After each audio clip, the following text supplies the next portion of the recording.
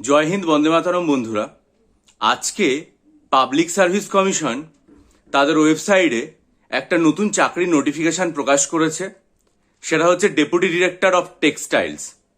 এখন এটা একটা সুনির্দিষ্ট ক্যাটাগরি, কারণ সকলে এই ধরনের শিক্ষাগত যোগ্যতা বা এই বিষয়টা থাকে না, এবং ভ্যাকেন্সি মাত্র দুখানা থাকে। তার মধ্যে একটা আনরিজার্ভ আর একটা হচ্ছে রিজার্ভ ক্যাটাগরির জন্য। এখন এটা ডিটেল নোটিফিকেশন প্রকাশ করেছে। কবে ফর্ম ফিল আপ হবে, কতদিন পর্যন্ত ফর্ম ফিল আপ চলবে, সেটা তারা সম্পূর্ণভাবে জানিয়েছে। এবং এটাও বলেছে যে 2026-এর 3 নম্বর রিক্রুটমেন্ট অ্যাডভার্টাইজমেন্ট হচ্ছে এটা। খুবই ভালো এটা।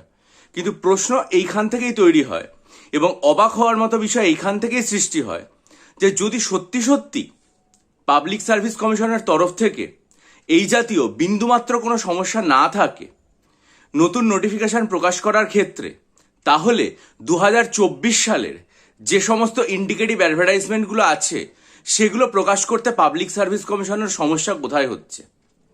নতুন নোটিফিকেশন প্রকাশিত হচ্ছে, তার অর্থই হচ্ছে যে এই মুহূর্তে নতুন নোটিফিকেশন প্রকাশে বিন্দুমাত্র কোনো সমস্যা নেই।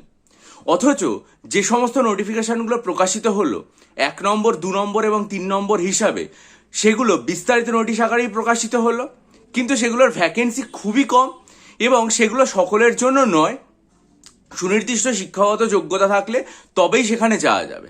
তাহলে প্রশ্ন হচ্ছে যে সবার জন্যে যে সমস্ত চাকরির নোটিফিকেশনগুলো অলরেডি প্রকাশ করে রাখা আছে ইন্ডিকেটিভ অ্যাডভার্টাইজমেন্ট আকারে 2024-এর শেষ লগ্নে এসে, যার সময়সীমা প্রায় 1.5 বছর হতে চললো, সেই ধরনের বিস্তারিত নোটিফিকেশন আনছে না কেন?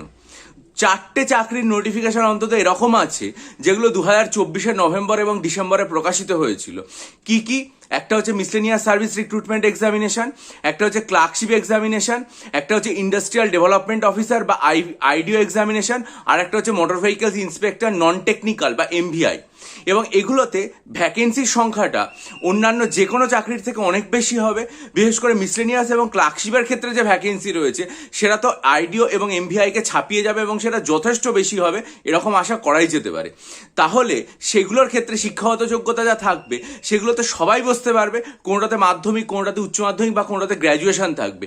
তাহলে পাবলিক সার্ভিস কমিশনের উচিত অবিলম্বে এই চাকরির নোটিফিকেশনগুলো বের করা।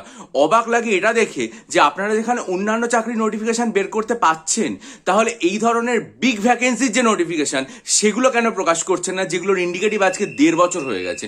আপনারা যদি মনে করেন আমার কাছ থেকে WBCS পরীক্ষার জন্য 48টা mock test, descriptive Bangla, descriptive ইংরেজি স্টাডি মেটেরিয়াল এবং অপশনাল সাইকোলজি স্টাডি মেটেরিয়াল নেবেন, ইমেলে যোগাযোগ করুন। ভালো থাকবেন।